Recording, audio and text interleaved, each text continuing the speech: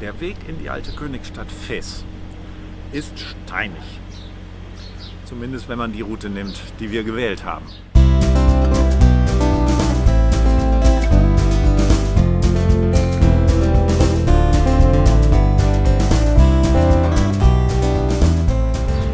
Ihr erinnert euch, wir waren beim letzten Mal auf dem wirklich netten Campingplatz von François in Boudnip, haben dort ein paar nette Tage verbracht und wollten von dort nach Fez. Bevor wir also die Pisten in Richtung Fez angegangen sind, sind wir noch einem kleinen Tipp gefolgt von zwei Holländern, die wir in Boudnip getroffen haben. Die haben uns erzählt, Mensch, fahrt mal zu dem Xar Tazougart, das ist 10 Kilometer westlich von Boudnip. Fahrt dort auf die Anhöhe und schaut euch das Ganze mal an.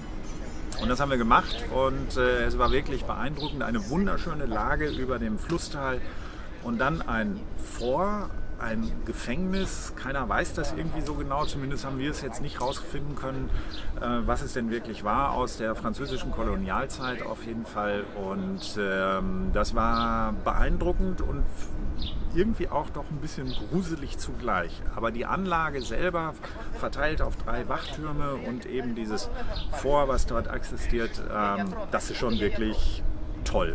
Wir werden auch beim nächsten Mal da auf jeden Fall mal gucken, dass wir dann da auch irgendwie die eine oder andere Nacht verbringen, weil alleine dieses Plateau mit der Aussicht ist wirklich grandios.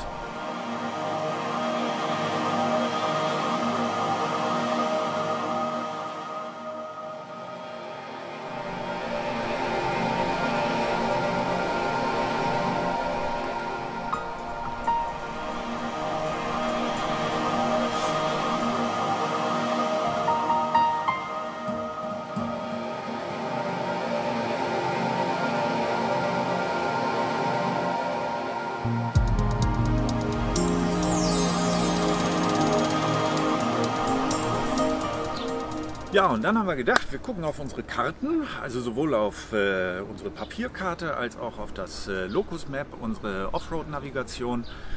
Und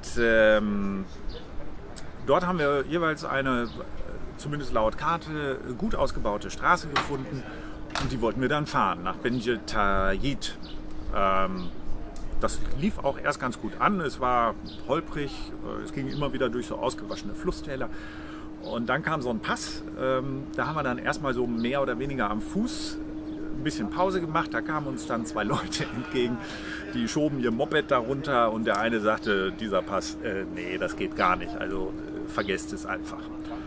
Ja, wir haben gesagt, wir fahren noch einen Defender und wir nehmen das jetzt mal in Angriff.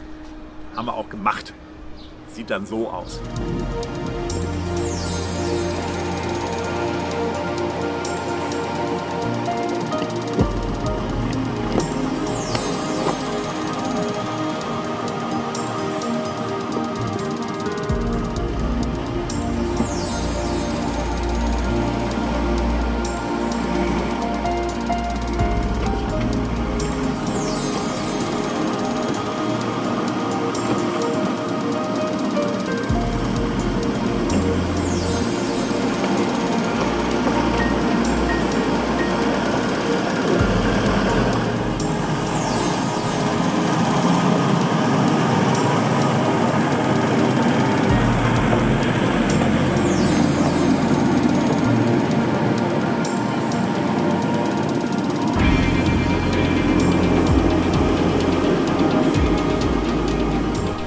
Langer Rede, kurzer Sinn.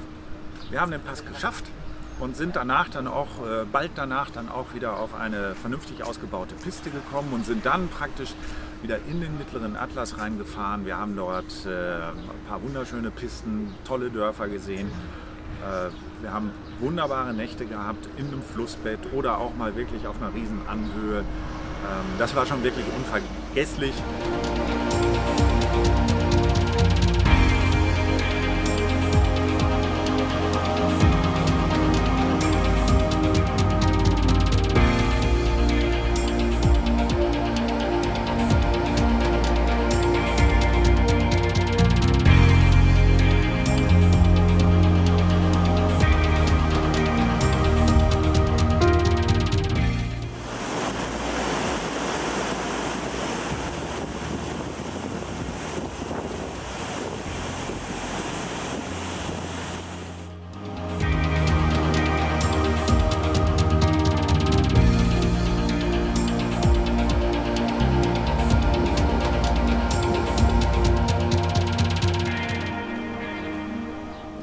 Fez als eine der Königsstädte neben Marrakesch, Meknes und Rabat ist wirklich einen Besuch wert. Wir haben uns erst gedacht, ach, machen wir das nicht.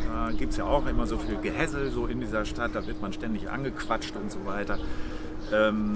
Ja, wird man auch wahrscheinlich. Also wir haben das von anderen gehört. Wir selber haben uns einen Führer genommen und haben dann die Stadt besucht und das hat sich wirklich gelohnt, auch mit diesem Führer, der dann tatsächlich auch ein wirklich exzellentes Deutsch sprach. Fez hat seine herausragende Stellung den alten Handelsrouten zu verdanken, die vom Atlantik in Richtung zum östlichen Maghreb liefen oder eben auch von Andalusien, von Spanien dann in Richtung Schwarzafrika. An diesem Kreuzungspunkt wurde Fez bereits 700 irgendwas gegründet und bereits 1869 wurde die erste Universität dort gegründet. Das heißt, diese Universität gilt auch als die älteste islamische Universität der Welt. Fez ist somit eine Stadt von Wissenschaft, Kunst und Kultur und das macht sich tatsächlich in den einzelnen Bereichen der Souks auch bemerkbar.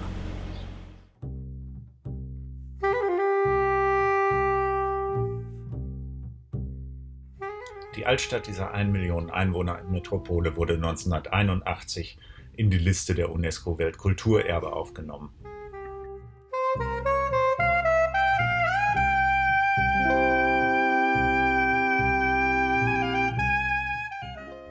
Der marokkanische König residiert noch häufig in diesem prächtigen Palast.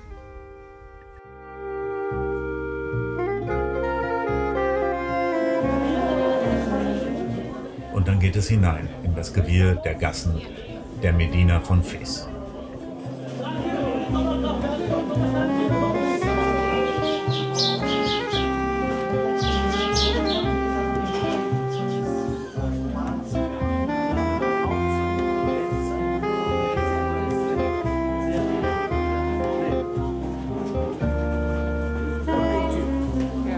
Ungefähr 1200 Euro. Das ist dann Haus erste Qualität.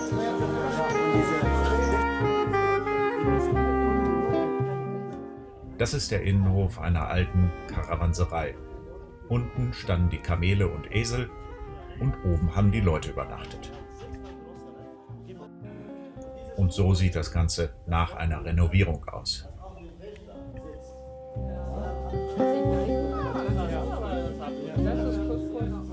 Im weitläufigen Souk könnte man sich bewusstlos kaufen.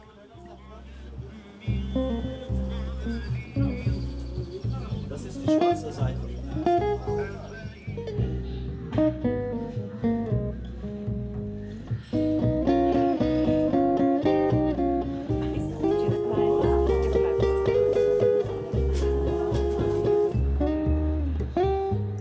Diese wunderschönen Hochzeitsdevotionalien werden in der Regel nur gemietet.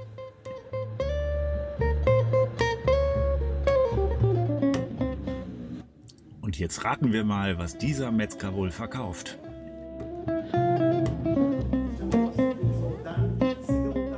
Fez ist auch bekannt für seine Keramik aus hellem Ton.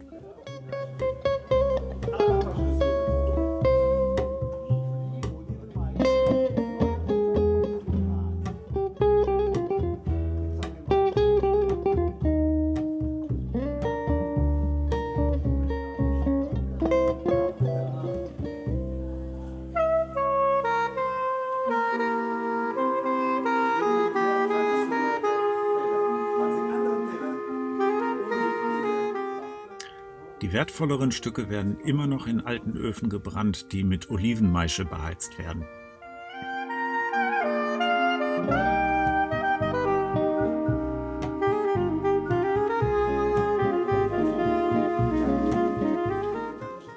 Und den Menschen mit hohem Blutdruck empfehlen wir einfach mal, den Leuten hier beim Bemalen der Steingutartikel zuzusehen.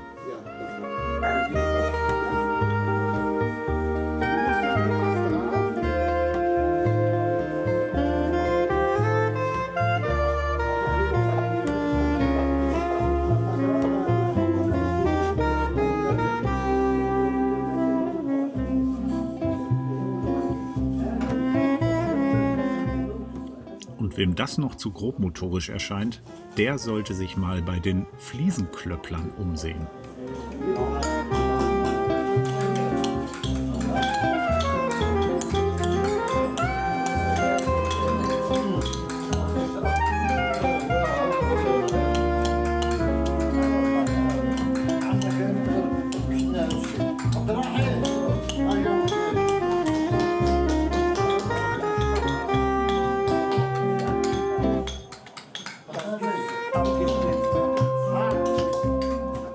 Was hier aussieht wie ein Mandala, wird eine Tischplatte aus den soeben geklöppelten Fliesen. Gekauft haben wir nichts. Der Defender ist einfach zu klein.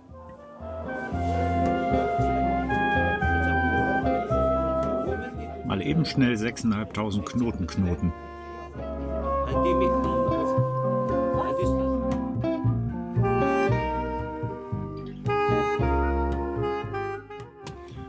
Und obligatorisch ist natürlich der Besuch der Ledergerberei und Färberei in der bezaubernden Medina von Fez.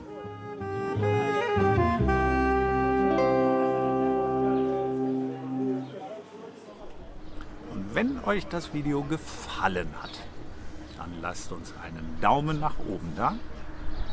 Schreibt es einfach auch in die Kommentare oder abonniert einfach unseren Kanal. Ihr kennt das doch. Ihr wisst das doch.